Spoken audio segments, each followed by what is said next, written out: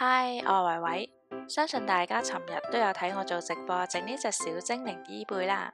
而家呢，我會俾一個精華版嘅俾你哋重溫一下。首先呢，我會用1:1嘅白色同埋啡色去溝呢一隻淡啡色。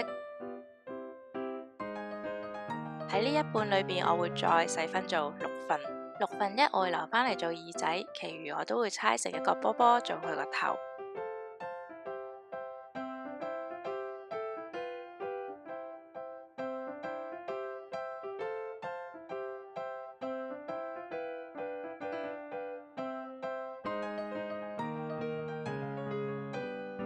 頭部嘅形狀就視乎你想自己嘅衣背塊面係長長地啊，定係圓碌碌嘅。面嘅中間會係扁扁地。頭頂呢，我哋用2隻手指搣下搣下，就會搣咗啲頭髮出嚟噶啦。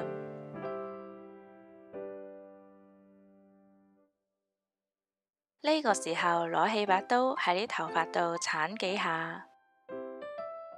如無意外，呢頭髮應該係攣毛圓圓地嘅。如果你想去靚仔啲、尖啲，可以用把鉸剪修剪。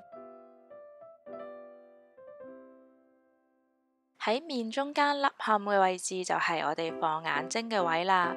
首先用咗圓珠筆去幫眼睛定型先，呢個動作就好似我哋畫畫嘅時候用鉛筆起稿咁。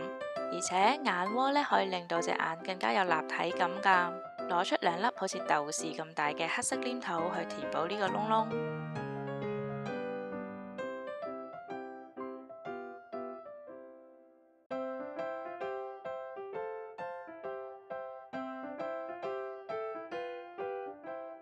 為咗令佢嘅眼珠嘅顏色更加特別，我會將啡色同埋紅色嘅黏土撈埋一齊，攞少少放喺眼睛嘅下半部，再喺上面放1粒白色嘅反光。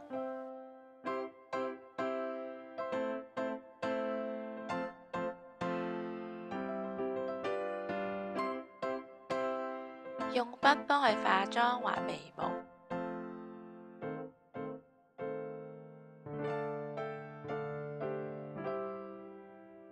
上面畫埋1粒細細粒嘅鼻同埋一個 W 型嘅嘴。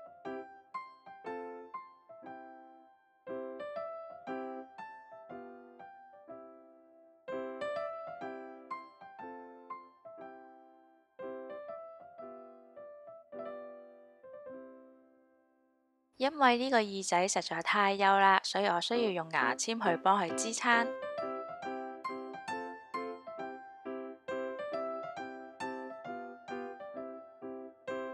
套咗支牙籤落去黏土度呢，就將佢變成雙水滴形，即係2頭都係尖尖嘅。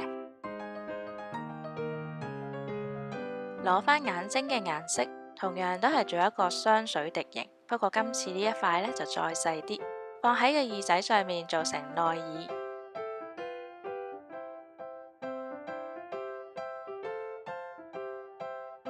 安裝咗耳仔之後，就喺下面放幾條毛毛做滴水。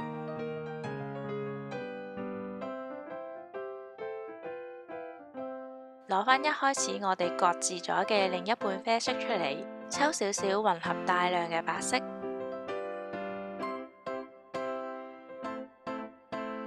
加少少黃色，令到整體嘅顏色偏黃調。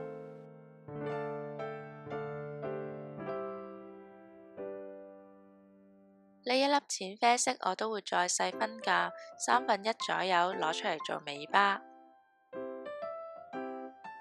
再預留呢少少做手手腳腳，呢1粒仔呢就會做佢嘅身體。同樣啦，身體都係需要牙籤去做支撐㗎。身體嘅形狀就係一個水滴形。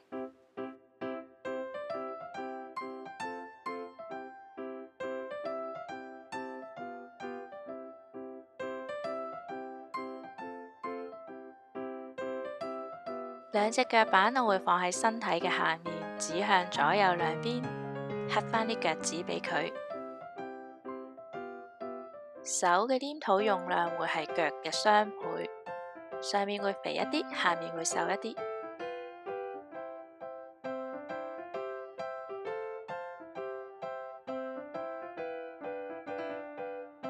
將淺啡色同埋米色嘅黏土黐埋一齊，用工具將啡色嗰邊嘅黏土向上拉，會形成好似鋸齒咁嘅花紋。一邊轉動尾巴，一邊將淺色嗰邊越擠越細，花紋跟住都會越嚟越窄㗎。將多餘嘅黏土攞走，猜一粒米色嘅波子，大細係啱啱好可以 fit 到落條頸同埋對手之間嘅。我哋從一粒波子開始，慢慢將佢塑造成一團毛髮，再加埋啲紋理。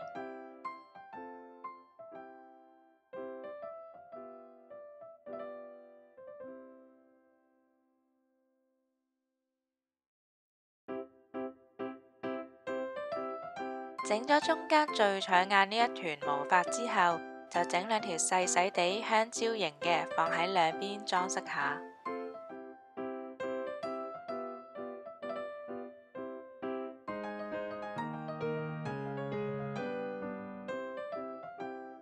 唔同大細嘅毛髮會睇落比較有層次感。